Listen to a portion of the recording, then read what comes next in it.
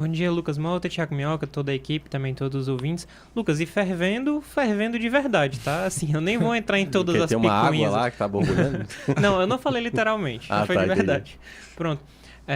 Porque assim, as duas chapas que tem, pela primeira vez o Ferroviário vai ter duas chapas numa eleição, lembrando, né? O Ferroviário começou como um clube ali, de fato, ferroviário, né, operário, então funcionários eram colocados ali, então não tinha disputa por chapas em eleição, e vai ser a primeira vez que essa eleição vai ser decidida em urna sem uma chapa única. Então são duas chapas, e eu queria muito, Lucas, falar aqui qual é a chapa da oposição, qual é a chapa da situação, mas a verdade é que as duas chapas se dizem de oposição e dizem que a outra é situação. Ninguém apertou, entendi. ninguém segurou a mão do Aderson, certo? Todo mundo soltou, de fato. Então um fala que, não, esse tem um membro antigo e que era da gestão da Aderson. O outro fala a mesma coisa da outra chapa. Então, não tem como definir aqui como oposição e situação. A primeira chapa a ser registrada foi justamente a Amor e Lealdade, né, por ordem de divulgação. Foi o do ex-diretor jurídico e também ex-vice-presidente do Conselho Deliberativo, Roger Ranieri. Ele pediu licença lá do TJDFCE, ele era procurador-geral, e ele lançou uma chapa com 56 signatários. Vou falar aqui o nome das 4 funções da executiva, né? Porque lembrando, a eleição é de presidente, vice-presidente, presidente do conselho, vice do conselho, e aí os conselheiros que entram junto, que são os signatários, né? Então vai ser ele como presidente, né? O Roger Ranieri. O vice-presidente vai ser o Francisco Barros Machado Neto, que é o Neto Tecidos, que está lá no Ferroviário há bastante tempo. O presidente do conselho vai ser o Cássio Pinheiro Cacau e o vice-presidente do conselho vai ser o Marcelo Araújo Gomes.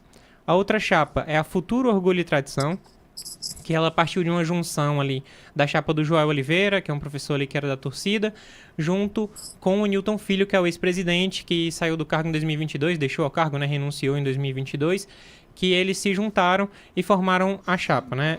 Atualmente o presidente é o Newton Filho, vice-presidente Francisco Jorge Oliveira, presidente do conselho Fernando Lobo e o vice do conselho é o Marcelo Caetano, que também já passou pelo clube. Então, assim, as duas chapas têm pessoas que passaram pelo clube. Essa segunda tem ainda o Edson Cariús, que era atacante, e agora também, né, trouxe um ex-presidente, que foi o Clóvis Dias, que foi o presidente bicampeão estadual ali em 94 e 95.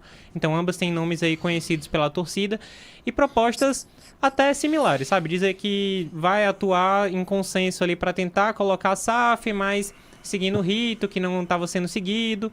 E nos bastidores, muitas acusações de um pro outro, tá, Lucas?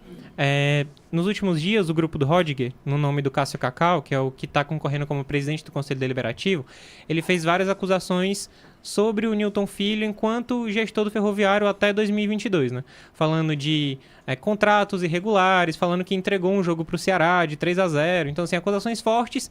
E o outro lado devolve, né? Dizendo que o processo não está sendo limpo, que somente esse lado do Rodger teve acesso a quem pode votar e que seria uma proteção da atual gestão do Ferroviário. Então, são dos dois lados. Inclusive, o Newton respondeu sobre isso, né? Das acusações, dizendo que eles já estão na justiça com isso. Então, as chapas já estão competindo na justiça, sequer tá há mais de um mês, né? De poder ter as eleições. As eleições acontecem no dia 1º de novembro. Então já tá uma confusão generalizada e a gente vai ver o que vai acontecer até lá, né? E para quem quiser seguir acompanhando, né, a gente traz mais novidades também no portal ao longo desses dias aí, de prévias, né, antes das eleições lá do